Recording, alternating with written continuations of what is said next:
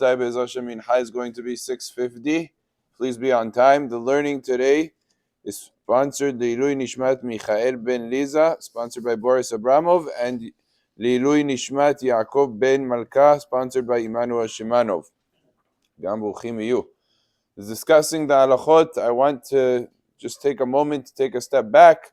We were discussing a lot of the various rules when you hire workers to work fields, to work storefronts, and bathhouses, like in the case of the Gemara.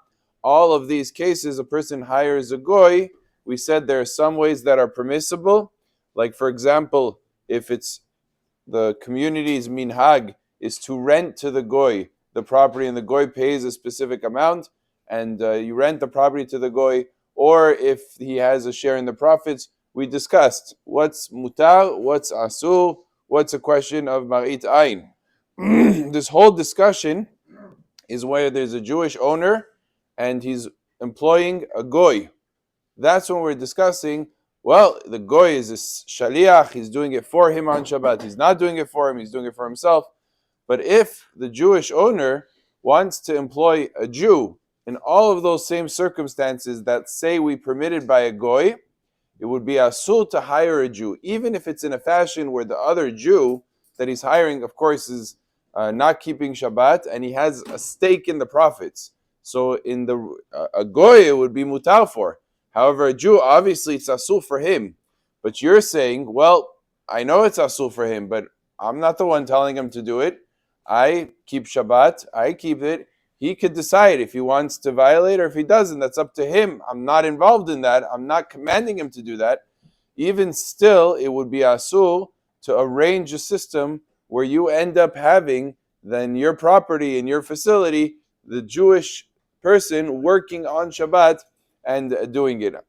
David Yosef writes in Halacha Be'ura, some circumstances, lifnei iver, when the Torah tells us you can't put an obstacle before a blind person, and we know that's metaphorical to include much more cases than just doing that.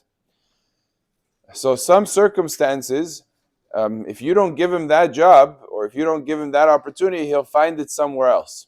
And in the rules of lifnei iver, that mitigates, that lowers the prohibition, because if you're not the one putting the obstacle, if he could have easily went ahead and done it somewhere else, so that prohibition lessens.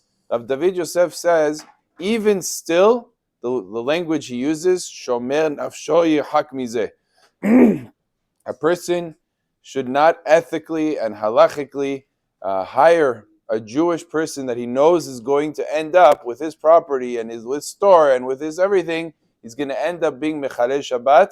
A person has to be conscious, Jewish consciousness, and not allow a hired worker that he is the boss, I'm the boss, and to not make such an arrangement where you know for a fact that person's going to end up working on Shabbat because of your store and because of your field and because of your bathhouse. Baruch Adonai le'olam.